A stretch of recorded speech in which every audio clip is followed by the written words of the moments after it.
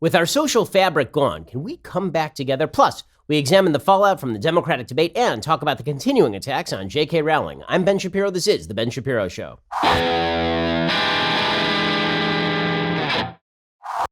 The Ben Shapiro Show is brought to you by ExpressVPN. Go check them out right now at expressvpn.com/Ben. That's expressvpn.com/Ben. Protect your internet activity today. Okay, well, you know what happened? I thought that Friday was going to be my last podcast before the vacation. It turns out, nope, I'm back. We're here. It's Monday. And we got a lot to talk about because some stuff happened over the weekend. The biggest thing that happened over the weekend for the president of the United States was not the impeachment stuff, because that stuff basically concluded last week. The Democrats finished their impeachment move, and then they were like, you know what? Not going to send it to the Senate. Not going to worry about it anymore. We're just going to hold it back over here, while McConnell and Schumer negotiate this thing out. So this is not going to affect Trump until next year, presumably, when they pick up negotiations again, anew in the new year.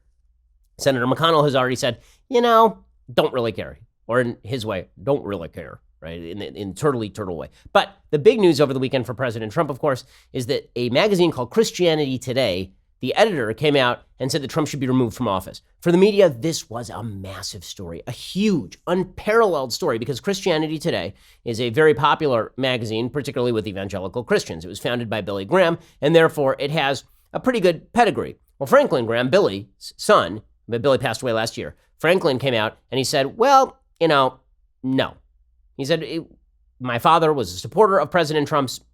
I had no editorial input on this thing. And historically speaking, it is true that Mark Galli, who is the editor-in-chief of Christianity Today, has been extremely critical of the president in the past. In fact, just back in 2017, he wrote an entire piece about how President Trump's soul was in danger. So he has been very much on board with the President Trump is a very, very bad man. And therefore, because he's a bad, immoral man, he shouldn't be president trained for quite a while. Nonetheless, the media jumped on this as though it was something new. And this is indicative about how the media cover these things. The media doesn't know anything about the evangelical world. The media don't know anything about Christianity. They don't know anything about religious human beings. In fact, they are constantly surprised to learn things about religious human beings they didn't think were possible. Like that religious human beings sometimes have doubts about their own spirituality. Like that religious human beings disagree with one another. That religious human beings look at the Bible and interpret it sometimes. And these are all shocks to members of the media because none of them actually know anything about religion. Well, if they knew anything about Christianity Today, they would have actually done like a Google search of Mark Galli, and they could have found out that Mark Galli has for years been ripping the president up and down, and that Galli himself has been quite anti-Trump for quite some time. So that's not actually new. The fact that he came out and he suggested that Trump should be removed from office, that is not a new thing. Right? They're treating this like a man bites dog story. It's a dog bites man story to Mark Galli bites Trump story, realistically speaking. Now, in 1 second, I want to get into Mark Galli's perspective, because Mark Galli's perspective is sort of interesting. It's sort of fascinating. And it does speak to a deeper conflict that is happening within the religious community over the nature of the United States right now. I'm going to get to it in just 1 second. First, let's talk for a second about the quality of your bedding. So as you can tell, I'm on the road. You know what that means. I'm not sleeping as well as I do at home. Why? Well, for one thing, I don't have the sheets that make me unbelievably comfortable. I'm talking about Boll and Branch sheets. Everything that Boll and Branch makes, from bedding to blankets, is made from pure 100% organic cotton. They start out super soft. They get even softer over time. You buy directly from them, so you're essentially paying wholesale prices. Luxury sheets can cost up to $1,000 in the store. Boll and Branch sheets are only a couple $100. Shipping is free. You can try them for 30 nights. There's no risk, no reason not to give them a try. Try Boll and Branch sheets today. You're going to love them. How do I know you're going to love them? Because if you don't like them, you can send them back. So, there really is no risk. For 30 nights, you can try them. So if it stinks, which it won't, you'll send them, but you're not going to. In fact, they're so good. My family actually threw out all the rest of our sheets and just got Boll and Branch. To get you started, right now, my listeners get $50 off your first set of sheets at bollandbranch.com, promo code Ben. Go to bollandbranch.com, promo code Ben today, and get $50 off your first set of sheets. That's BOLL and branch.com, promo code Ben, bollandbranch.com, promo code Ben. Okay, so here is the editorial that is making all the rounds. It's from Mark Galli, and it says, Trump should be removed from office. Quote, in our founding documents, Billy Graham explains that Christianity Today will help evangelical Christians interpret the news in a manner that reflects their faith. The impeachment of Donald Trump is a significant event in the story of our republic. It requires comment. The typical CT approach is to stay above the fray and allow Christians with different political convictions to make their arguments in the public square, to encourage all to pursue justice according to their convictions and treat their political opposition as charitably as possible. We want CT to be a place that welcomes Christians from across the political spectrum and reminds everyone that politics is not the end and purpose of our being. We take pride in the fact, for instance, that politics does not dominate our homepage. That seems like a smart way to do it, right? They're talking about eternal values and their perspective. So why exactly would you then cram down a perspective on something as hotly fraught as impeachment? That said, says Mark Galli, we do feel it necessary from time to time to make our opinions on political matters clear. Always, as Graham encouraged us, doing so with both conviction and love. We love and pray for our president as we love and pray for leaders as well as ordinary citizens on both sides of the political aisle. Let's grant this to the president. The Democrats have had it out for him from day one, and therefore nearly everything they do is under a cloud of partisan suspicion. Again, this is Christianity Today's much ballyhooed editorial. This has led many to suspect not only motives, but facts in these recent impeachment hearings. And no, Mr. Trump did not have a serious opportunity to offer his side of the story in the House hearings on impeachment. But the facts in this instance are unambiguous. The President of the United States attempted to use his political power to coerce a foreign leader to harass and discredit one of the President's political opponents. That is not only a violation of the Constitution, more importantly, it is profoundly immoral. Okay, first of all, whether that is true or not is actually at issue. Right? The question that I've been asking for a long time is, was this about 2020 or was this about 2016? Was this about harassing Joe Biden with an eye toward 2020, or was this President Trump, looking back at 2016, being irritated that he's been accused of cheating in the election by working with the Russians, being whispered in his ear by Rudy Giuliani that Ukraine was really behind some of the election manipulation, looking at stories in Politico and the New York Times about how the Ukrainian embassy was coordinating with members of the DNC to dig up dirt on Paul Manafort, hearing other rumors from Rudy Giuliani about other corruption going on in Ukraine. And so Trump, irritated by the Mueller report, being told by Rudy Giuliani that the 2016 election cycle was really about Ukraine, not about Russia, he decides that he's going to go forward with this quid pro quo attempt. It's not about 2020, in other words, it's about 2016. So the question was always, what is Trump's intent here? Trump's intent was never proved because only one witness who actually had an actual human conversation with Donald Trump, Gordon Sondland, testified, and he didn't bring the goods. This is the problem for the Democrats' case. It's why not a single Republican is peeled off. But according to Mark Galli, the facts are not in dispute.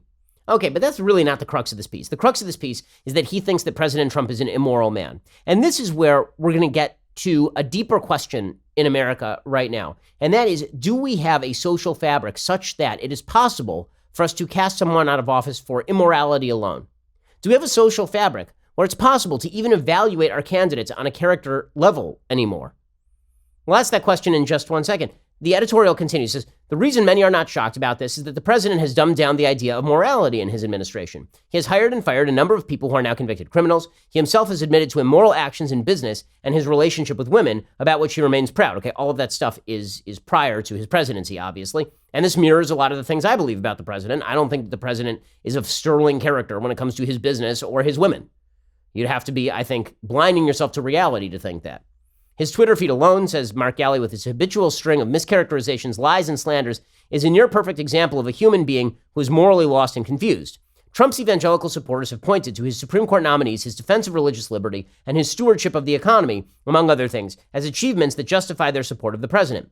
We believe the impeachment hearings have made it absolutely clear, in a way the Mueller investigation did not, that President Trump has abused his authority for personal gain and betrayed his constitutional oath. The impeachment hearings have illuminated the president's moral deficiencies for all to see. This damages the institution of the presidency, damages the reputation of our country, damages the spirit and future of our people. And then he equates this with the call for impeachment of President Clinton. He says the president's failure to tell the truth, even when cornered, rips at the fabric of the nation. This is not a private affair, for above all, social intercourse is built on a presumption of trust. Trust that the milk your grocer sells you is wholesome and pure. This is what they wrote about Clinton. Trust that the money you put in the bank can be taken out of the bank. Trust that your babysitter, firefighters, clergy, and ambulance drivers will all do their best. And while politicians are notorious for breaking campaign promises, while in office, they have a fundamental obligation to uphold our trust in them and to live by the law. See, unfortunately, the words that we applied to Mr. Clinton 20 years ago apply almost perfectly to our current president. Whether Mr. Trump should be removed from office by the Senate or by popular vote next election, that is a matter of prudential judgment. That he should be removed, we believe, is not a matter of partisan loyalties, but loyalty to the creator of the Ten Commandments. To the many evangelicals who continue to support Trump in spite of his blackened moral record, we might say, remember who you are and whom you serve. Consider how your justification of Mr. Trump influences your witness to your Lord and Savior. Consider what an unbelieving world will say if you continue to brush off Mr. Trump's immoral words and behavior in the cause of political expediency. If we don't reverse course now, says Mark Galley, will anyone take anything we say about justice and righteousness with any seriousness for decades to come? Can we say with a straight face that abortion is a great evil that cannot be tolerated and, with the same straight face, say that the bent and broken character of our nation's leader doesn't really matter in the end? We have reserved judgment on Trump for years now. Some have criticized us for our reserve. When it comes to condemning the behavior of another, patient charity must come first. So we've done our best to give evangelical Trump supporters their due, to try and understand their point of view, to see the prudential nature of so many political decisions they have made regarding Mr. Trump. To use an old cliche, it's time to call a spade, to say that no matter how many hands we win in this political poker game, we are playing with a stacked deck of gross immorality and ethical incompetence. And just when we think it's time to pull all our chips to the center of the table, that's when the whole game will come crashing down. It will crash down on the reputation of evangelical religion and on the world's understanding of the gospel. It will come crashing down on a nation of men and women whose welfare is also our concern. Okay, so that's the much ballyhooed editorial. As I say, it's not new, so it's weird for the media to treat it as news, but it's an argument that ought to be confronted by evangelicals, and also it should be confronted by religious people of every stripe and by Republicans who look at Trump's character and say, yeah, Trump is a man who has always had serious, real, and abiding character problems. Okay, now, that really doesn't have to do with impeachment, and here's sort of the point. If you are going to link impeachment, and Mark Galley basically says this, right? He says whether it's impeachment or whether it's the next election, we got to get Trump out. But that now becomes a political question, not just a moral question. And this is what I'm going to explain in a second. In order for it to be true that the chief question in an election is the moral character of our leaders, we have to have a broad social fabric agreement on values across the board. I'll explain that in just 1 second. First, let's talk about protecting your data. And the fact is that the Daily Wire invests tons of resources into cybersecurity, like a lot, because there are lots of people out there trying to hack us. We have to protect our security. We have to protect our data. You as an individual ought to be doing the same thing, because the fact is, you don't need tons of hackers trying to hack you in order to make your life miserable. All you need is one, because if you're unprotected, they take that credit card number and they just run that out there on the dark web, and next thing you know, they've stolen your identity. Or they steal your data and then they militarize it against you. They use it in some way. Or big tech grabs it and then they use it and they monetize it without your permission. This is why you ought to have ExpressVPN. You might be thinking security threats don't affect you. This is wrong. All they have to do is get you once. That's it. You have to be right every time. They only have to be right once. This is why you should be using ExpressVPN, and then they can't even hack you once. So when are you going to get ExpressVPN? Do it now. Visit my special link right now, expressvpn.com/Ben. Get an extra 3 months of ExpressVPN for free. Protect your internet today with the VPN I trust to keep my data safe. Go to expressvpn.com/Ben to get started. That's expressvpn.com/Ben to get started. expressvpn.com/Ben. Okay, so a lot of the logic in this piece is logic that, honestly, I felt back in 2016. Really, I felt that President Trump back in 2016 was not of moral character to be president of the United States, and so I didn't vote for him, and I didn't vote for Hillary Clinton. It is also true that when it comes to the allegation that everyone who voted for Trump was somehow selling themselves out morally, that was something I just didn't agree with. I didn't believe that was true. I thought that the prudential consideration that was being made by many Republicans was short-sighted. And in some ways, I was wrong, and in some ways, I'm not sure if I was wrong. Right, we'll have to see 10 years from now. History will be the judge. I mean, we'll find out 10 years from now how this plays out. He's been much more conservative than I thought he would be. He has justified his statements on religious freedom, on abortion, on a wide variety of issues that I care deeply about as not only a religious human being, but as just a conservative generally. But when it comes to the implication that is being drawn by this editorial, that's something I never did in the 2016 election. I never said to people, if you vote for Trump, it makes you a bad human being or a bad Christian. The implication of this editorial is that if you vote for Trump, or if you think he shouldn't be impeached, it's because you have decided to make Trump into an idol. And if you watch Mark Galley's Twitter feed after this, that's basically all the things he's been tweeting out. He's been tweeting out a variety of emails from people who have fallen into a sort of idolatry for Trump. There was one thing he tweeted out. Somebody texted him or emailed him and said, Jesus isn't coming back anytime soon. We need Trump as our protector. And he was like, well, now you're substituting Trump for Jesus. That's not cool. Well, if I were a Christian, I'd feel the same way. Obviously, as a Jew, I feel the same way. Trump cannot become God to you. Trump is a human being with all of his attendant flaws and with all of his attendant qualities. You know, there's good, there's bad. That's who Trump is. But to substitute Trump for your faith is, of course, a large mistake. However, in order to make the claim that you are undermining your own faith, that you're undermining your own morality by opposing Trump's impeachment, let's assume for a second, Galley's case, which is yet to be proved, that Trump did something super terrible here and that it's worthy of impeachment. Even assuming that is the case, on a pragmatic level, can a moral human being say You know what? We don't live in an America anymore where I trust the other side to abide by rules. Because I think that is really what's going on here. I think that in the best of all possible worlds, most evangelical Christians and most Americans and most religious people across America would say to themselves that when a president sins, we would rather that person not be president. But we also recognize we don't live in that ideal world. We live in a very flawed real world where political priorities are connected to candidates and where the solid ground that we thought we were standing on in the aftermath of Richard Nixon leaving office, the solid ground where there are some lines you just don't cross. And if you cross those lines, then we're going to stand up and say, no way. That died during the Clinton impeachment. It did. It died because it turned out that half the country was willing to say, yes, he committed open perjury. Yes, the man was a derelict. Yes, the man lied under oath. Yes, he committed obstruction of justice, but we don't care because he's going to give us abortion. And so a bunch of people on the right said, okay, well, then we don't share the social fabric anymore. See, in order for you to believe that moral people are betraying the social fabric by not throwing a president out of office for immorality, you have to believe that there is a social fabric that is there in the first place. In other words, we all have to be living in the same sphere. Right? We all have to be living on the same moral plane. We have to at least have a certain level of baseline. If the baseline is not there, then there's no net, right? I mean, then you are operating without a net. And then it just becomes, okay, well, the Democrats are going to take over. They're never going to impeach a president no matter what he does. That president is going to come in and mandate abortion, basically. He's going to come in and is going to suggest that you have to pay for other people's abortions. And as a religious human being, you're an evangelical Christian, you say to yourself, okay, so here is the balance now. The balance is not between a moral United States and a less moral United States. The balance now is between policies that are going to preserve the lives of the unborn and policies that are not, because the moral United States is gone. Okay, and this is the great tragedy of what's happened in the United States over the last 30, 40 years. There's a mainstream belief, right, left, and center, that the moral basis of the United States is not here anymore. There's no social fabric we share where we think that certain activity is off limits and certain activity is still within limits. We don't think that anymore. And evangelical Christians are coming along now with Trump, and they're saying, okay, he's a recognition of something we didn't want to recognize. He's a recognition that, I mean, listen, I know tons of evangelicals, they were very, very split of mind, even though they voted overwhelmingly for Trump. They were very split of mind about Trump himself.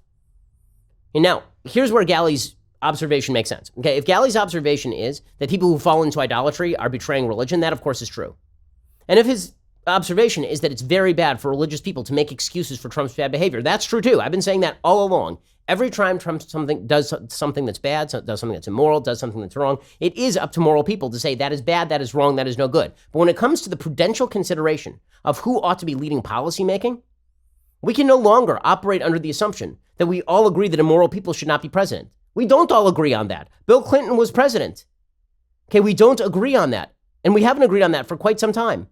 And the right acknowledging that and saying, okay, well, I guess if the choice is between playing by Marquis of Queensberry rules while they crotch punch us on the moral issue and then implement policy that actually harms our religious freedom, then I guess we'll have to acknowledge a reality that we wish we didn't have to acknowledge, which is that we don't live in a country of shared morality anymore. And here's how you know this is true. If there were an evangelical pastor in a community and that evangelical pastor committed adultery, that evangelical pastor presumably would be out of a job tomorrow. Why? Why? Doesn't matter how much charity he raises. Doesn't matter how much he has done to build the church. Doesn't matter how many people he has converted. If an evangelical pastor commits adultery and that comes out in the church, he's out. The reason is because the constituents all share the same moral fabric. It's certainly true in my religious community, right? That if the rabbi does something wrong, the rabbi's out. Why? Because we all share the same moral fabric. And this is true in our local community, right? If you're in a local community with a lot of people who share your same moral sentiments, if somebody does something morally wrong, even if you like their politics, you say, okay, well, we all share enough that the risk of us getting rid of this guy isn't the complete demise of all of our priorities, and also we at least get to uphold a certain moral level. But when we don't share anything, when we don't share politics, when we don't share morality, then every political battle becomes a life or death battle where morality of the politician takes a back seat. Now, again, your own morality is still on the line when it comes to how you characterize that politician. This is where the editorial is right.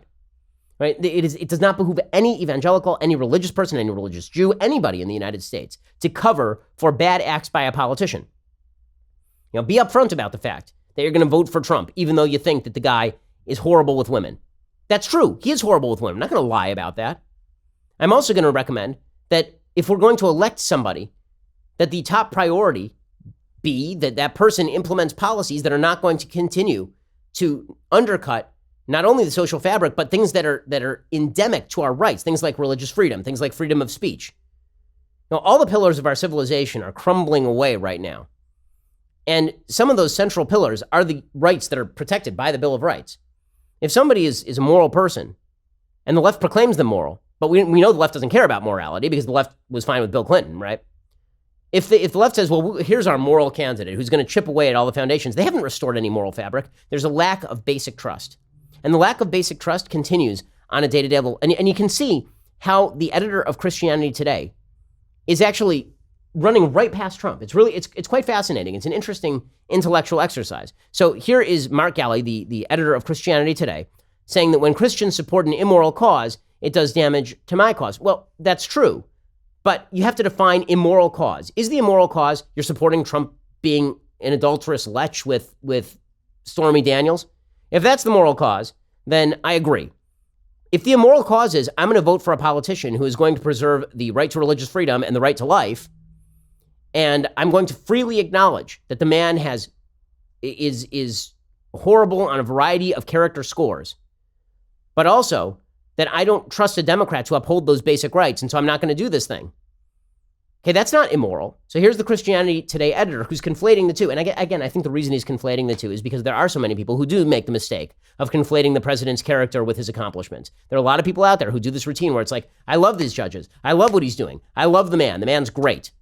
Okay, you can love the man. You can love what he's doing. You can love all these things. But you got to acknowledge the man's sins. If you're a religious person and you hope to obtain any solid objective sense of morality, here's Mark Galli. As a Christian, I like to think of myself as a person who has given my ultimate loyalty to Jesus Christ and the gospel he's called us to proclaim. So when Christians of any stripe support a cause that strikes me as manifestly immoral, it does damage to the cause that I've given my life to. So I think that's one part of the equation that all Christians, especially my brothers and sisters in the evangelical world, need to think about more seriously and more deeply. Okay, and then President Trump immediately fires back on Twitter, and you can see they're talking right past one another, right past one. It's fascinating, right? Trump fires back, and he says, I guess the magazine Christianity Today is looking for Elizabeth Warren, Bernie Sanders, or those of socialist communist bent to guard their religion. How about Sleepy Joe? The fact is, no president has ever done what I have done for evangelicals or religion itself. So you can see in Trump's tweet how he's missing Galli, and you can see from Trump's tweet why Galli is saying what he's saying, right? From Trump's tweet, you see he's missing Galli because he's not saying, listen, I'm going to try to be a better moral person. I am a moral person. I'm trying to do my best. I'm struggling with it. Instead, it's, look how much I've done. And this is how a lot of evangelical voters are looking at Trump, right? He is a vessel for policy priorities because there is no social fabric anymore, and you just need a guy on the wall. And if that guy is Trump, that's the guy who's on the wall. Okay, and then the very end is why Galli can't stand Trump, right? The very end where he says, no president has ever done what I have done for religion itself. Right? Galli's like, well, hold up a second now. Now you're getting into my territory because the fact is that the president, when it comes to upholding religion and the cultural value of religion, having a president who actively stands for moral values is actually a pretty important thing. So you can see Trump is talking right past Galli. Galli is talking right past Trump. And all of that is because of the tragic occurrence that our social fabric is worn. We don't trust each other with morality. We don't have a shared social institution like a church. We don't, that's not a recommendation. I'm a Jew. It's not a recommendation of top-down religion. We do not have shared social institutions where we share values anymore. And in the absence of values, politics becomes everything. Politics becomes absolutely everything. That's what's going on. And that's why you're seeing this divide. So you can have sympathy for Galli and what he's saying morally, and at the same time recognize that what he's saying about other Christians is actually wrong on the merits. In just a second, I'm going to talk about why it is that we feel like there is no social fabric, because it's pretty obvious we feel like there is no social fabric. First, let's talk about the fact that life insurance is probably on your to-do list. So, life insurance, I know, you don't want to think about it. We're getting near the end of the year. You're thinking, oh, do I really want it? It's a great time of the year. Think about your own death. Think about your own mortality. You're like, oh, no. Yeah, but you got to get it done. So go to policygenius.com. Then you don't have to think about it anymore. Policy Genius makes this super easy. Policy Genius makes finding the right life insurance a breeze. In minutes, you can compare quotes from the top insurers to find your best price. You could save $1,500 or more a year by using Policy Genius to compare life insurance policies. Once you apply, the Policy Genius team will handle all the paperwork and the red tape. And Policy Genius doesn't just make life insurance easy. They can also help you find the right home and auto insurance, disability insurance, This holiday season, do something for your family, do something for your loved ones. Go check out policygenius.com right now. Get all the insurance coverage you will ever need. Go do their life insurance right now at policygenius.com. Competitive shopping saves you money and time. It only takes a few minutes to find the right life insurance policy, apply, cross another thing off your to-do list. Policy Genius. When it comes to life insurance, it is indeed nice to get it right. Policygenius.com. Go check them out right now. That's policygenius.com. Okay, so you can see why people are coming apart at the seams. Why are evangelical Christians supporting Trump? Because they look at the culture and they see people who are being featured in the culture, like Robert De Niro, for example, prominent people in the culture. And they say to themselves, these are the people I'm supposed to trust with morality? I'm going to be lectured by Robert De Niro on the moral compass of our leader. I'm going to be lectured by people who are for abortion on demand all the way up till birth on the morality of the leader of the free world. Because it seems to me that I can criticize Trump's morality being a moral human being in my own right, but people in Hollywood, they don't have any right to do this. De Niro says, there's not been one thing about this person that has been redeeming as far as I can see. He said, shame on them. And then he said that he would like to see a bag, quote, I'd like to see a bag of bleep right in his face. Bleep being feces. Hit him right in the face like that and let the picture all go all over the world. He needs to be humiliated. He needs to be confronted and humiliated by whoever his opponent is. They have to stand up to him. They don't have to do it in an obvious physical way, but they have to have the formidability to confront him and put him in his place because the people have to see that, to see him be humiliated. Okay, religious people understand that Robert De Niro isn't talking just about Trump there. Robert De Niro is talking about any religious Christian, anybody who disagrees with him on politics, anybody who disagrees with him on abortion. Robert De Niro is not just talking about his personal dislike for Trump. In fact, were it not for the fact that Trump is a Republican, Robert De Niro would be having dinner with Donald Trump. Donald Trump was featured on the Emmy Awards. Donald Trump had a huge show on national TV. He was hanging out with all these people. Hillary and Bill Clinton were at his wedding. The same people who want to hit him with a bag of bleep right in the face today are the same people who 5 seconds ago were hobnobbing with him. Why? Not because they're so upset over his moral qualities. It's been obvious for 50 years of Donald Trump's life what his moral qualities are. It's specifically because they're upset with his politics. This is the lie. This is where the untruth is obvious. When Mark Gallagher says that people are looking at evangelical Christians and they're saying, look at those hypocrites because they support Donald Trump.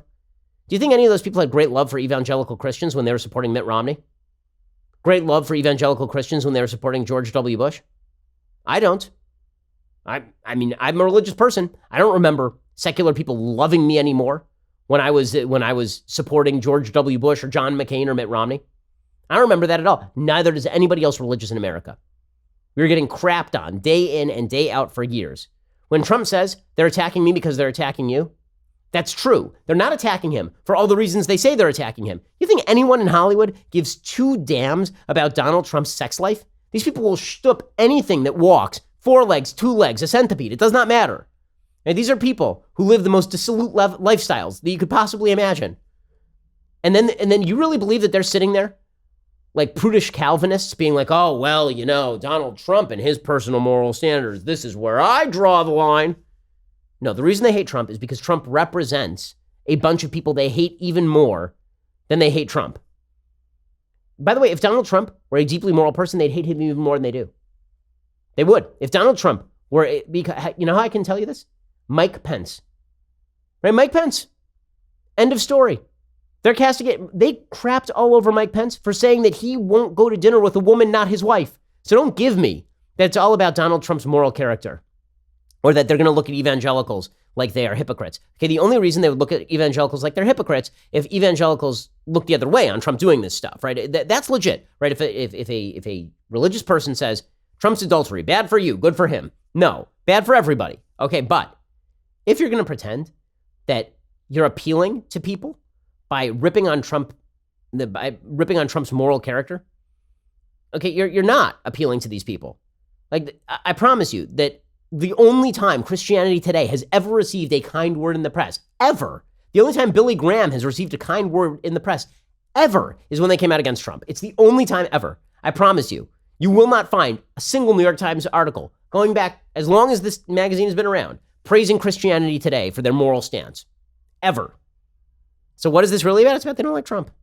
And they don't want Trump in office. That's why he's receiving the strange new respect. They don't respect you. They only respect you when they think they can make hay out of you.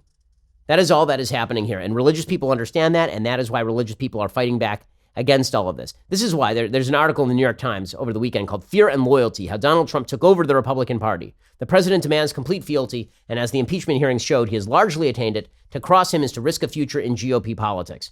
Okay, that's true. I think there's a lot of truth to that. I think that if you're a politician and you criticize Trump, I think that could be a serious problem for you. But I think it's also in how you criticize Trump. Meaning, if you criticize Trump and you say, look, dude's terrible with women. One of the problems here is that Trump, because he is so vindictive, he can't just let stuff like that go. He has to try and defend himself from stuff that's obviously true. And so he says things that to target members of his own party, which is foolishness. But beyond that, I think that people see attacks, because people rightly see attacks on Trump very often as attacks on them. They've started to see any attacks on Trump as attacks on them. And that's a mistake. That is a mistake. If you start to see any attack on Trump as an attack on you, you got to consider the source. You got to consider the nature of the attack. Is it coming from a place of love, or is it coming from a place of you want to see him fall because you hate his priorities? You got to actually analyze all of that. But again, the divisions in the country are so deep right now and so abiding that people don't trust each other. Like, look, we know we're not going to get credit. Like, let's be real about this. If the Republicans got rid of Donald Trump tomorrow, let's say the Republicans in the Senate turned around and tomorrow they were like, you know what, you're right, impeached. And they got rid of Trump. And Mike Pence were president. Do you think the Democrats would turn around and say, look at those moral, decent, beautifully ethical Republicans, and now they're running this beautifully ethical man, Mike Pence, and they've really turned a corner. You know what? I'm voting Republican tomorrow. Anyone think that? Anyone? Because if you do, you hit your head on a rock. That's not the way this works anymore. We are past that. Maybe back in 1973, people thought that. And maybe that was more accurate back in 1973 when Richard Nixon was resigning. It ain't accurate now. It hasn't been accurate for 30 years in this country. Been quite a while. Okay, in just a second, we're going to get to one instance of this sort of divide and why it matters. But first, let's talk about the number of gifts you are going to be receiving this holiday season. People love you. They love your kids. They're going to be sending you all sorts of gifts. So what does that mean? It means FedEx guys come into your house like all the time. And when FedEx guy shows up, he's going to ring that doorbell. Well, there's only one problem. What if FedEx guy is not FedEx guy? What if he rings the doorbell, you're not home, and he's doing that just to hop your fence so he can rob your house? And a lot of people who are attempting to break and enter will actually ring the doorbell first to make sure you're not home, and then they will go into your house. What do you need to protect yourself? You need Ring. Ring helps you stay connected to your home from anywhere. So if there's a package delivery or a surprise visitor, you get an alert and you're able to see, hear, and speak to them all from your phone. If you're on the go this season, whether it's across town or across the country, you can check in anytime for some much needed holiday peace of mind. My wife and I were obviously worried about security, and for good reason. We get a lot of threats. So we have Ring security devices all over our property. We are constantly ensuring that we are safe and secure by using Ring. As a listener, you have a special holiday offer on a Ring Welcome Kit available right now. With the Ring Video Doorbell 2 and Chime Pro, the Ring Welcome Kit has everything you need to keep an eye on home, no matter what this holiday season brings. With Ring, you are always at home. Just go to ring.com/Ben. That is ring.com/Ben. Additional terms may apply. Okay, speaking of stories that demonstrate our massive political divide, the Army has now investigated those cadets. You remember there were these cadets, they were on ESPN's Game Day, and they were giving the okay sign. You remember this is like a week ago? They're giving the okay sign. And all of these morons in the media were like, that's white power. White power, sons. Those white supremacists secretly infiltrating West Point. Secretly infiltrating the Army and Navy, taking over the halls of power. And everybody else is like, they're playing the circle game. Circle game is where you hold this okay symbol below your waist. If somebody looks, you punch them in the shoulder. So the Army did a full investigation of this. A full investigation. Here is what they found. Summary. The evidence strongly supports a finding that names of these people made okay hand gestures during the ESPN broadcast of Game Day because they were playing the circle game or gotcha game. There is no evidence that they hold any racist or white supremacist views or attempted to communicate such messages by using the okay hand gesture on national television. No evidence at all. So all you morons in the media ran with this. This is covered by the New York Times, by CNN. Malcolm Nance on MSNBC was like, this is a serious issue requiring full investigation. Or alternatively, you're suspicious of your fellow Americans for rationales that do not exist. The social fabric is frayed beyond recognition at this point. Seriously, seriously frayed. So what can bring people back together? This is a real question. What can bring people back together? Well, a mutual agreement on morality would be a good start, but it has to be mutual and it has to be open. It can't be just a generalized sense. You have to feel like the other side isn't cheating. And so that means we need to see some evidence on the part of the left. I think we've seen some evidence on the part of the right from time to time. I think Roy Moore not winning in Alabama is pretty good evidence that there are a bunch of people in Alabama who are not willing to vote for somebody if their crime is so significant that it even overwhelms the politics of the situation, and if Democrats run somebody who purports to be moderate and moral. Right? That's what happened with the Doug Jones election in Alabama. Have you seen anything remotely like that on the Democratic side of the aisle? When was the last time the Democrats said, you know what, this person is too immoral to be in office? When was the last time they said that? And they could say maybe Katie Hill, or was that congresswoman from California? Maybe. So maybe that's the start of something. You know, it could be hopeful at the end of the year. Maybe that's the start of something. Somehow I think that it had more to do with the political inconvenience of Katie Hill being in office for Nancy Pelosi than it had to do with morality. Let's see them do that in an electoral situation, not in a situation where that gap is going to get filled by a Democrat automatically. Like when there's actual risk attached, then let's see them do that. But we're going to need a consistent pattern of behavior from both sides of the aisle where they say repeatedly that immoral behavior on their own side is wrong, even if it doesn't mean that they vote against the person or get rid of them. Like, I'd love to see Democrats actually suggest that Ilhan Omar is an anti-Semite, because she is, or Rashida Tlaib. I'd love to see Democrats come out in real time when a Democrat does something that is wrong or immoral and say that that's wrong or immoral, as opposed to circling the wagons. Because it's going to need both sides letting down their guard just a little bit to reestablish this level of trust. And it's going to need less online interaction, because online interaction, social media interaction, is inevitably the worst sort of interaction.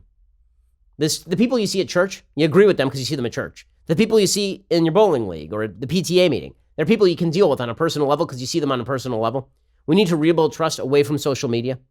Social media actually exacerbates the problem. It does not make the problem better. It's a better way of separating people than connecting them, atomizing people as opposed to showing them what exactly they have in common. It's the reason why we just had a great year economically and people are still at each other's throats. It's a pretty good demonstration of the lack of truth to the Marxist nostrum, by the way, that material circumstance dictates the health of a body politic. That obviously is not true. We had a great year economically, and politically, we're about as fragmented as it is possible to be. Okay, in just a second, we're going to get to the Democratic debate and the fallout from the Democratic debate. Kind of a surprise winner here. We'll get to that in 1 second. First, this is the time of year when you are starting to figure out, okay, you know what? I'm going to eat up, just do what I want during Christmas, during Hanukkah, and then after the new year, I am getting fit, I'm getting healthy. Now, I know you're going to make that pledge to yourself, but here is the thing. You're not going to change your habits. You're going to get a gym membership. It's going to go unused for 3 months. You're going to let it wane, as you probably should if you're not using it. Instead, you need to actually change the way you live. The best way to do this is with the Noom app. Based in psychology, Noom teaches you why you do the things you do, arms you with the tools to break the bad habits and replace them with better ones. I've been using Noom for several months here, and it gives you tips every single day. It helps you chart calories. It helps you come up with a regimen that works for you. Noom isn't a diet. It's a healthy, easy to stick to way of life. It works great alongside other diet programs, by the way. No food is good, bad, or off limits. Noom teaches moderation can be used in conjunction with many pre-existing popular diets. We're all strapped for time. Noom just asks you to commit 10 minutes a day for yourself. I've been using Noom myself, as I say, for months. It is really effective. It's great. It reminds me every day to stay healthy. You don't have to change it all in one day. Small steps make big progress. Sign up for your trial today at Noom.com/Shapiro. That's Noom.com/Shapiro. What do you have to lose? Visit Noom.com/Shapiro. Start your trial today. That's Noom.com/Shapiro, the last weight loss program you're going to need. Okay, so fallout from that big Democratic debate. So 538 has done a little bit of polling. They did a 538 Ipsos poll. It was conducted using Ipsos's knowledge panel, and it interviewed the same group of voters twice, once on either side of the debate to capture both the before and the after picture. And it's kind of fascinating to see who went up and who went down and who didn't do great. So everybody apparently went up, which is not surprising because it's a showcase for everybody. It's a showcase for everybody. In just 1 second, by the way, we are going to continue with all of this. We are going to explain exactly what happened with this entire debate fallout. First, great news, gang. We have the perfect gift for you to give this holiday season, the gift of a Daily Wire membership. From now until January 1st, all Insider Plus gift memberships will be 25% off. Unbelievable. This means your loved one will get all the fantastic perks, plus the majestic Leftist Tears tumbler. You will receive the savings. Again, 25% off all Insider Plus gift memberships this holiday season. If you already have Leftist Tears tumbler, you are clinking it with me in unity. But if you do not, you're missing out. And you could be participating in this joy if only you get a membership right now. Give them the gift they will thank you for all year long. Go to dailywire.com/gift to get your 25% off. Again, that is dailywire.com/gift and get your 25% off. Do not wait.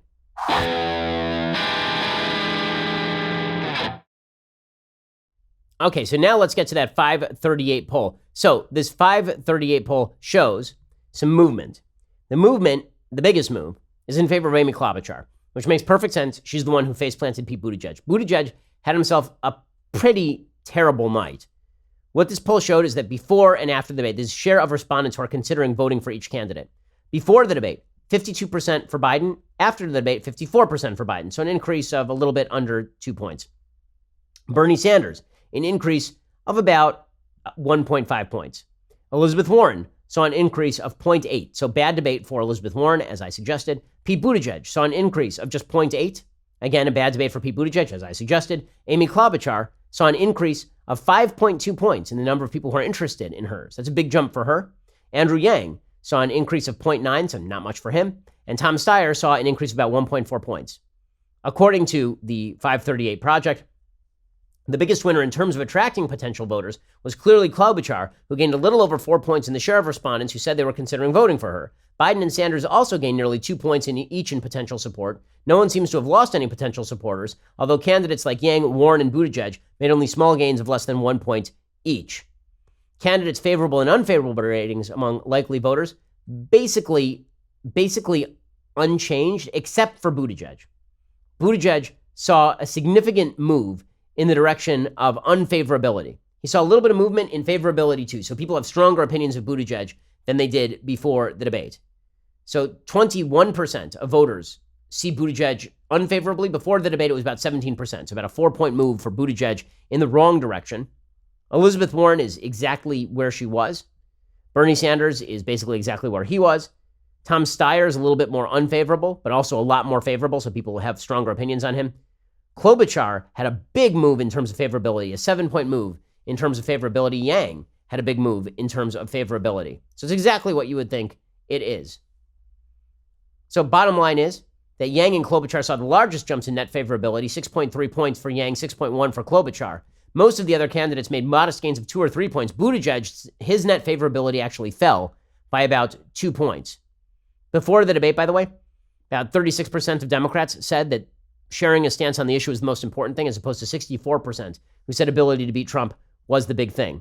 And that is why you saw Buttigieg take the hit, because Klobuchar was the first person to point out that Buttigieg has no credentials to actually win this thing. Here is Amy Klobuchar explaining, yeah, I was waiting to hit Buttigieg over all of this.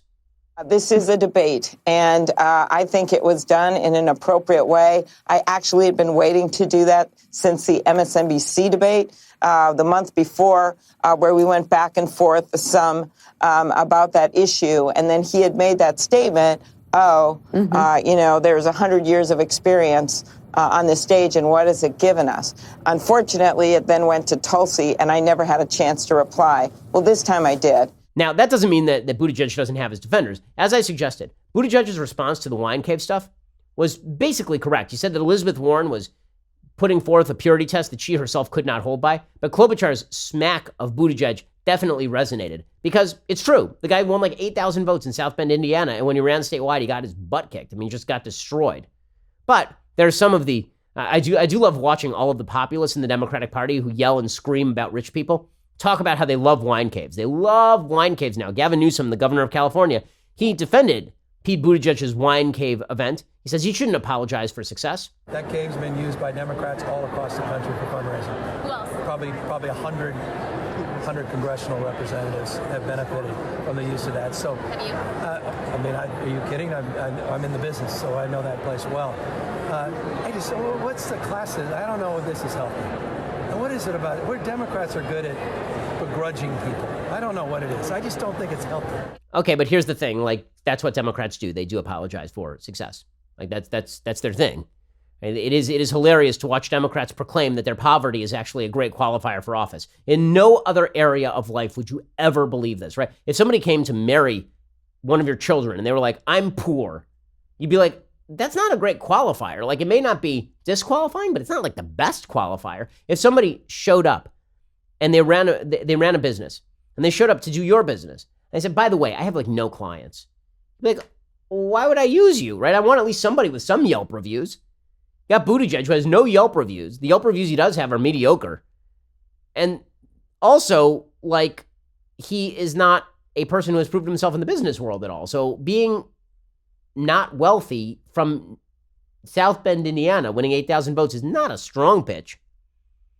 So that is hilarious. By the way, Michael Bloomberg, this is worth noting. So people have been saying that Pete Buttigieg is moving the party back to the center and Klobuchar is moving the party back to the center. Well, if you really thought that the party was moving back to the center, the Democratic Party, they wouldn't be saying things like this. Michael Bloomberg, who's a supposed centrist, he came out and he said he'd vote for Elizabeth Warren over Donald Trump, which is patently insane. This is a candidate who's just saying she wants to put rules on capitalism. If this man is that dangerous, why would people sooner vote for him than vote for her? I can only tell you, if I were faced with Elizabeth Warren or Donald Trump, I would vote for Elizabeth Warren, even though I don't agree with her on a lot of things. She is honest and smart and hardworking. So there you are, the Democratic Party, still in search of a candidate. Biden continues to be the most durable guy out there. In all likelihood, at this point, you got to say he's the odds-on favorite to take the nomination. But man, those debates, wow. Going to be a lot of malarkey, a lot of talk about age. Thing will be sponsored by Metamucil. It's gonna be an entertaining year, guys. A really entertaining year. Okay, quick update. So the media continue to go nuts on JK Rowling. JK Rowling, of course, committed the grave and unforgivable sin of defending a woman who had suggested that men cannot become women, that men cannot change into women. I know, it's unbelievable that somebody would even contend that a man cannot magically become a woman. But J.K. Rowling said it, and she is getting ripped up and down. Charlotte Clymer, who's a transgender woman and U.S. Army veteran, which is to say a man who believes that he is a woman, is press secretary at the Human Rights Campaign, which tweets out idiotic things like trans women are women, trans men are men, non-gender binary people are non-gender binary. Nonsensical crap that used to land you in the cuckoo house. Because anybody claiming that a man is a woman or a woman is a man, like 10 years ago, you'd be like, what now? Say, Okay, but now this is not only established belief, you can rip down one of the most popular authors of all time based on her saying that women exist. According to Charlotte Clymer, in the magical world of Harry Potter, the justice-minded and rebellious adolescent characters drink something called polyjuice potion to temporarily take on the general appearance of other people, even those of entirely different anatomies and gender expressions. As a teenager, I remember reading this and thinking, oh God, I wish it were that easy. Right, but because that like one is like fiction in like a magical world where wizards happen. Like, just to note, that's not reality. At the time, I was very much in the closet as a transgender girl with scarcely any vocabulary, not even the familiar medicalizing term gender dysphoria, to explain to the adults in my life how I was in pain, and the world J.K. Rowling offered created escape. It wasn't the genre elements that appealed to me, but the central message of courage in the face of evil and authenticity in the midst of urged conformity. Woven throughout the narrative is an insistence on love and community and integrity and inclusion, which is why it has broken my heart in recent years to see Rowling's inexplicable replacement of justice-minded imagination with bigotry-driven rejection of science and reality. Okay, you know how delusional you have to believe to believe that it is bigotry-driven rejection of science and reality to say that women exist? It's bigotry-driven rejection of science and reality to say women don't exist. I mean, that is the hyper essence of sexism. To suggest that I, a man, can be a woman is patently sexist. But to then suggest that it is rejection of science and reality to say that a man cannot become a woman, okay, we are living in cloud cuckoo land now. On Thursday, Rowling tweeted a defense of the British researcher Maya Forstater, whose employer declined to renew her contract in light of Forstater's own tweets, which included statements such as, men cannot change into women. Forstater took her former employer to court, where the judge sided with the employer. In her tweet, Rowling effectively dismisses the judge, suggesting that Forstater was being fired for stating that sex is real, a common transphobic assertion that has been dismissed by medical experts and other scientists. That sex is real has been dismissed by medical experts and other scientists? Really? Oh, really? I'm going to ask you for like a biology textbook that says that sex doesn't exist. So it used to be, the argument was that gender is completely distinct from sex, right? Sex exists, but gender is distinct from it. And gender is a social construct. So all of the things that make women seem female, like femininity, that stuff is actually just a social construct. But female anatomy is female anatomy, and there are women, but those women don't have to be feminine because gender is a social construct. That was the old feminist crap, okay? And it was not true in the first place because gender is innately connected with biology in a wide variety of ways. But Then it becomes gender is a social construct, but sex is real. Now it's gender is real and sex is a social construct. Do you see the reversal there? Gender, these gendered characteristics for transgender people, they're the real reality, but your sex is fake. It doesn't exist. Okay, I'm gonna need an explanation from Charlotte Clymer how people create other people through sexual reproduction. I'm gonna need an explanation. Without sexual dimorphism, I'm gonna need some explanation on this one. You know, without like the small gamete side of species with the big gamete side of species, I'm gonna need some biological explanation on this one. But apparently JK Rowling is very, very bad and very, very transphobic for being anti-scientific for saying women exist. As a man says it, right? A biological man says that. So he would know. But he is a she because he believes that he is a she. Obviously. And that trumps science. Actually, that is science. So exciting, exciting stuff happening. Okay, time for a quick thing that I like and then a quick thing that I hate. So quick things that I like. Britain has finally advanced its Brexit bill in a lopsided vote. According to the New York Times, after more than 3 years of anguished national debate, multiple cliffhanging votes, and 2 general elections, Britain's parliament voted by a wide margin on Friday to advance Prime Minister Boris Johnson's Brexit plan, paving the way for a country to leave the EU next month. For all the drama of the moment, the vote, 354 to 234, was a foregone conclusion. After the landslide victory of Mr. Johnson and his Conservative Party last week, the outcome was never in doubt. With Parliament now firmly under the grip of Conservatives, the days of fierce debate over Britain's future, which had thwarted Johnson and his predecessor Theresa May, are gone. The House of Commons has become an efficient vehicle to enact Brexit. I love the New York Times' coverage. Listen to the sentence. The House of Commons, so recently a grand arena for democratic defiance, has become an efficient vehicle to enact Brexit. So in other words, when people that the Times like are obstructing Brexit, that's just democratic defiance, man. But when people who run the government, right, because they were elected, do what they were elected to do, then that is an efficient vehicle. Brutality. By the way, if Labor were in charge and they were ramming through anything, the New York Times would be, look at the efficiency there. That's efficiency. So before it was just obstruction from the conservatives. That's how all of this nonsense works. The House of Lords has to give its imprimatur. It is unlikely to obstruct the bill that was enshrined in the manifesto of the Conservative Party. So Brexit is finally going to happen, as it should. The people of the UK voted for it in the most populous referendum in the history of the UK. So good. That's about time. And it is a blow against the international institution that is the EU, which had overstepped its boundaries with regard to regulations in a way that the British people did not like. So good for the people of Great Britain. Okay, time for a quick thing that I hate. So I'll admit that I have not yet seen Rise of Skywalker. I look forward to seeing Rise of Skywalker. I've heard mixed reviews, but people I trust actually say it's kind of good. So I'm looking forward to giving you my review of it. Twitter has a moment. Twitter moments. Twitter's such a dumb place. Filled with dumb things. Here's a dumb thing from Twitter to end your year. They have a Twitter moment looking at Rise of Skywalker's depiction of gender, race, and sexuality. It's a science fiction movie about aliens who fight in space with people, but the people are not from Earth. So it's a galaxy far, far away, and we're going to have a conversation about lesbians in space. Thanks, Twitter. I'm glad we could do this. I'm also old enough to remember when Star Wars was considered a movie for all ages, including children, as opposed to a social justice warrior vehicle for various political identity groups.